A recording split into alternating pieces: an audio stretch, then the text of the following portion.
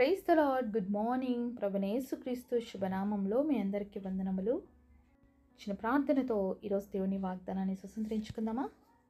పరలోకమందున మా తండ్రి, నీ పరిశుద్ధ నామమును బట్టి మీకు స్తుతులు స్తోత్రాలు చెల్లిస్తూ ఉన్నాం ప్రభువా. ఈ ఉదయకాల సమయంలో తండ్రి, తెరవబడిన హృదయాలు మాకు దయచేయండి, వినగలిగిన చెవులు గ్రహించే ఆత్మ మనసునివ్వండి. మా అందరితో మాట్లాడమని, దర్శించమని యేసు నామములో ప్రార్థిస్తున్నాము తండ్రి, ఆమేన్. ఈరోజు దేవుని వాగ్దానము కీర్తనల గ్రంథము 102వ అధ్యాయం 13వ వచనం. దాని మీద దయచూపుటకు కాలం వచ్చెను, నిర్ణయ కాలమే వచ్చెను. Psalms chapter 102 verse 13. For the time to favor her, the set time is come. దేవుడిచ్చినటువంటి అద్భుతమైన వాగ్దానం మనందరి జీవితంలో నెరవేర్చబడును గాక. ఆమేన్. ఈరోజు మీ జీవితాల్లో ఏ విషయాల బట్టి మీరు వెయిట్ చేస్తున్నారండి? ఏ విషయాల కోసం దేవుడి సన్నిధిలో కనిపెడుతున్నారు? ఇది మీ కొరకే అనమాట. ఈ అద్భుతమైన మాట దేవుడిచ్చాడు. దేవుని యొక్క దయ మన పైన చూపించడానికి సమయం ఉందండి, ఒక కాలం ఉంది, ఒక నిర్ణయ సమయం ఉందన్నమాట. దేవుడికి ప్రతి ఒక్కరికి జవాబు ఇవ్వడానికి. అయితే ఆ సమయము వచ్చినప్పుడు తప్పకుండా దేవుడు జవాబిస్తాడు. దేవుడు సమయానికంటే ముందు కానీ తర్వాత కానీ ఏది చేయడండి. ఆయన సమయం అంటే సమయం, ఆయన నిర్ణయం అంటే నిర్ణయం, ఒక మాట అంటే మాటే, దాన్ని తప్పే దేవుడు మాత్రం కానే కాదు. ఎందుకు కొన్నిసార్లు దేవుడు మన విషయంలో ఆలస్యం చేస్తాడు? ఎందుకు కొన్ని సమయాల్లో దేవుడు ఏమి పట్టనట్లుగా మౌనంగా ఉంటాడు? ఎందుకు కొన్నిసార్లు దేవుడు జవాబు ఇవ్వనట్లుగా అనిపిస్తుంది? మరి క్వశ్చన్స్ అన్నీ మనకు చాలాసార్లు ఉంటాయి కదా. దేవుడు మన పట్ల దయ చూపించాలని, ఒక కాలం రావాలని ఎదురు చూస్తున్నాడండి. ఆ కాలం వచ్చినప్పుడే నీ యొక్క ప్రార్థనకు దేవుడు జవాబు ఇవ్వాలని ఆశపడుతున్నాడు. అది ఏ కాలం అంటే దేవుడు నిర్ణయించిన కాలం. అయితే ఈరోజు ఒక మాట ఇక్కడ మనం చూస్తున్నాము, నిర్ణయ కాలమే వచ్చెను. కాబట్టి ఇన్ని రోజులు ఎదురు చూస్తున్నావు కదా, ఆ నిర్ణయమైనటువంటి కాలం వచ్చింది అని దేవుడు చెప్తున్నాడు. కాబట్టి అంటే నిర్ణయమైన కాలం వచ్చింది అంటే ఆయన కార్యము చేయడం కూడా జరుగుతుంది. ఆ అద్భుతాన్ని మనం రిసీవ్ చేసుకుంటాం అన్నమాట. ఒకసారి ఆదికాండము 18వ అధ్యాయము 14వ వచనం చూద్దాము.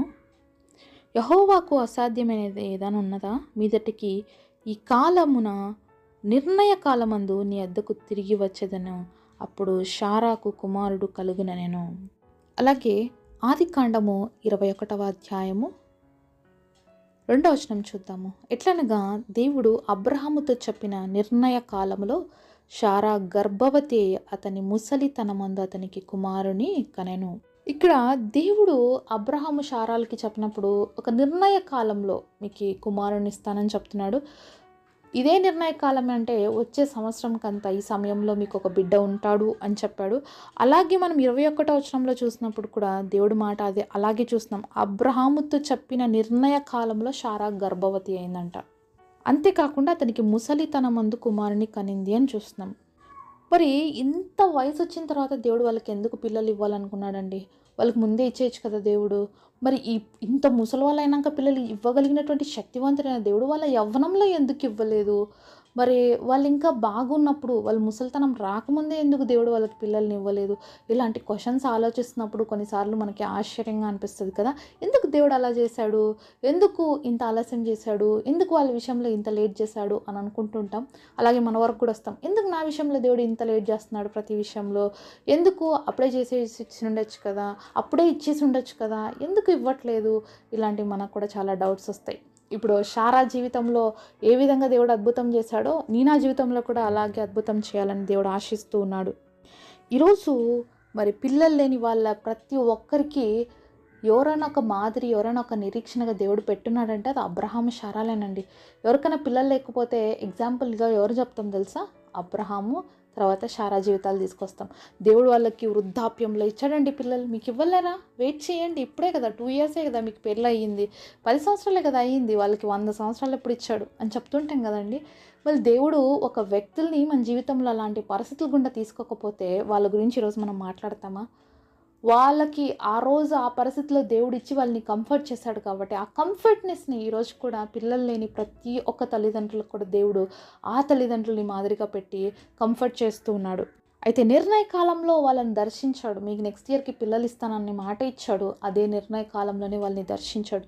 ఈరోజు నీ జీవితంలో కూడా నీ చదువు విషయంలో కావచ్చు, నీ ఉద్యోగ విషయంలో కావచ్చు, నీ వివాహ విషయంలో కావచ్చు, నీ యొక్క మరి ఏ విషయంలో అయినా కావచ్చు, మరి గర్భఫల విషయంలో కూడా కావచ్చు, నీ ఆరోగ్య విషయంలో కావచ్చు, ప్రతి ఒక్క దానికి ఒక నిర్ణయ కాలం ఉంది. దేవుడు దానికి సమాధానం ఇవ్వడానికి, మరి తగిన సమయంలో దేవుడు నీ జీవితంలో తన కార్యం జరిగించడానికి.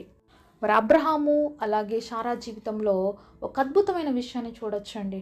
మరి అబ్రహాము ముసలివాడు, అలాగే శారాకి స్త్రీ ధర్మం నిలిచిపోయింది. అంటే పిల్లలు పుట్టే ఛాన్స్ లేదు. మన సైంటిఫిక్గా మనం చూస్తే, డాక్టర్లు చెప్పే పద్ధతిలో చూస్తే ఎటువంటి అవకాశము శారాకి పిల్లలు కనే అవకాశం లేదనమాట. అలాంటి స్త్రీ, మరి అలాంటి స్త్రీ జీవితంలో దేవుడు ఇంత గొప్ప అద్భుతము చేశాడు అంటే, ఈరోజు ఎంతోమంది జీవితాల్లో మరి డాక్టర్స్ చెప్పేసి ఉండొచ్చు, మీ ఆరోగ్యం బాగుపడదు, మీకు బాగా అవ్వదు, లేకపోతే మీ పిల్లోడు ఇంతేనండి, ఇంకా వీడు మారడు అని చెప్పేసి ఉండొచ్చు స్కూల్లో, లేకపోతే ఇంకా మీకు గర్భఫలం కలగదండి మరి అని డాక్టర్లు డిసైడ్ చేసేసి ఉండొచ్చు, లేకపోతే మీ పిల్లలకి ఇంకా పెళ్ళి కాదండి, ఇలాంటి వ్యక్తికి పెళ్ళి ఎక్కడ అవుతుంది, ఇంత వయసు అయిపోయింది, పెళ్ళి ఇంకెక్కడ జరుగుతుంది అనేసి ఉండొచ్చు. ఇలాంటి అసాధ్యకరమైనటువంటి పరిస్థితులు చాలా మన జీవితంలో కూడా ఉండొచ్చు. మరి శారా జీవితంలో ఒక స్త్రీకి ఒక బిడ్డని జన్మనివ్వడానికి ఉండాల్సినటువంటి ఏ లక్షణం లేదే, అలాంటి సమయంలో దేవుడు, సృష్టికర్త అయిన దేవుడు అద్భుతం చేసి ఆమె గర్భాన్ని తెరిచినప్పుడు, నీ జీవితంలో ఈరోజు అసాధ్యంగా కనిపిస్తున్న ఆ కార్యాలన్నింటినీ సాధ్యపరచలేడా? ఒక్కసారి ప్రశ్న వేసుకోండి. చాలా ఉన్నాయండి ఇలాంటి ఎంతోమంది ప్రశ్నార్థకమైనటువంటి జీవితాలు ఉన్నాయి. ఈరోజు మీరు ఈ వాక్యం వింటూ మీలో ఏ ప్రశ్న ఉందో, మీకు ఇది నా జీవితంలో ఇది అసాధ్యమని ఏదైతే అనుకుంటున్నారో, ఏ విషయమైనా కావచ్చు, మీ కుటుంబ వ్యవస్థ విషయంలో కావచ్చు, మీ కాపురంల విషయంలో కావచ్చు, లేకపోతే మీ కుటుంబాల ఐక్యత విషయం కావచ్చు, ఏదైనా కావచ్చు, అసాధ్యంగా కనిపిస్తుందేమో, కష్టం అనిపిస్తుందేమో, కానీ నిర్ణయ కాలంలో దేవుడు దర్శిస్తానని చెప్తున్నాడండి.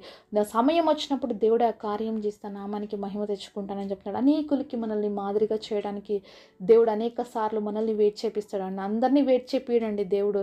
తన నిర్ణయంలో ఉండే వాళ్ళని, తన తన తన నామాన్ని ప్రసిద్ధి చేయడానికి ఏర్పరచుకున్న వాళ్ళని చాలాసార్లు దేవుడు ఓపికగా ఉండమని చెప్తాడు. ఎందుకంటే అబ్రహాము శారాల యొక్క జీవితాల ద్వారా ఈరోజు అనేకుల్ని కంఫర్ట్ చేసినట్లుగా నా జీవితాల ద్వారా కూడా అనేక మందిని దేవుడు కంఫర్ట్ చేయాలనుకుంటాడు. ఏ విధంగా అబ్రహాముకి ప్రామిస్ చేసి ఆ ఒక్క కుమారుడి ద్వారా నేషన్ని చేశాడో, ఈరోజు కూడా చూస్తూ దేవుని మహిమపరుస్తూ ఉన్నాము ఇజ్రాయెల్ని. అలాగే మన ద్వారా కూడా మన యొక్క కుటుంబాల ద్వారా కూడా ఒక బ్లెస్సింగ్ని దేవుడు తీసుకురావాలనుకుంటున్నాడు. అది అనేక మందికి ఆశీర్వాదకరంగా ఉండాలని దేవుడు ఆశపడుతూ ఉన్నాడు. కాబట్టే నీ పైన దయ చూపించాలని, నిన్ను అందరిలాగా ఉంచాలని దేవుడు ఆశపడట్లేదు. ఒక డిఫరెంట్గా నిన్ను తీసుకురావాలని ఒక ప్రత్యేకమైన ప్లాన్స్ కలిగి ఉన్నాడు. ఒక నిర్ణయాన్ని కలిగి ఉన్నాడు నీ పట్ల. ఆ నిర్ణయ కాలం వచ్చినప్పుడు తన యొక్క దయను చూపించి నీ పట్ల ఆయన ఏమైతే అనుకున్నాడో అది చేయబోతున్నాడు అనమాట. ఈ విధంగా అబ్రహాము శారా జీవితంలో చేశాడో, ఈరోజు నా జీవితంలో కూడా అలాంటి గొప్ప కార్యము దేవుడు చేయాలని ఆశపడుతున్నాడు. నో, ఇది ఇంపాసిబుల్ అని ఏ పరిస్థితులు అయితే నీ రోజు నీ జీవితంలో ఉన్నాయో, ఇంపాసిబుల్స్ అన్నింటినీ కూడా పాసిబుల్ చేసేటువంటి దేవుడు అండి మన దేవుడు. నో అన్న ప్రతి కార్యాన్ని ఎస్ అని చేసి చూపించే దేవుడు. కాబట్టి నమ్ముతావా? ఈరోజు ఏది నీ జీవితంలో అసాధ్యంగా ఉంది, ఏ పరిస్థితి నీ జీవితంలో ఉందో, ఏ కలవరం నీ జీవితంలో ఉందో, ఏ నిరాశ నీ జీవితంలో ఉందో, ఏ నిస్పృహ నీ జీవితంలో ఉందో, ఏ వేదనకరమైన పరిస్థితి నీ జీవితంలో ఉందో, వీటన్నిటికీ కూడా మరి ఫుల్ స్టాప్ పెట్టేసి దేవుడును ఊహించిన రీతిగా గొప్ప మేలు చేయాలని, వాటన్నిటిని కూడా ఒక గొప్ప మెరకల్స్గా దేవుడు మార్చాలని ఆశపడుతున్నాడు. నువ్వు విశ్వసించి నీ జీవితాన్ని దేవుడికి అప్పగించినట్లయితే ఆ గొప్ప కార్యాన్ని ఈరోజు నీ జీవితంలో రిసీవ్ చేసుకుంటావు. విశ్వసిస్తారా మరి దేవుడి కార్యాన్ని? నమ్మినట్లయితే నాతో పాటు కలిసి ప్రార్థనలు ఎక్కిపిస్తారా?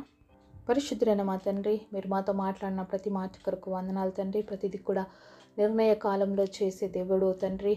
నాయన మా జీవితాలని అద్భుతంగా చేయాలని ఆశపడుతున్నావు తండ్రి. అనేక మందికి మమ్మల్ని ఆశీర్వాదకరంగా మార్చాలని మేము తెలుసుకుని ఉన్నాం తండ్రి. మేమైతే మాటలు విన్నామో మా జీవితాల్లో విశ్వాసాన్ని వృద్ధి పొందించండి. మీ గొప్ప కార్యాల కోసం కనిపెట్టుకొని ఆ గొప్ప కార్యాలు రిసీవ్ చేసుకొని నేను మహింపరిచే కృపను, గొప్ప వాగ్దానం నెరవేర్పును మా అందరి జీవితాల్లో చూచుట కృపనివ్వమని యేసు నామములో ప్రార్థిస్తున్నాము తండ్రి. ఆమేన్. ఈరోజు బర్త్డే అలాగే వెడ్డింగ్ యానివర్సరీ సెలబ్రేట్ చేసుకుంటున్న మీ అందరికీ కూడా wish you happy birthday and happy anniversary. God bless.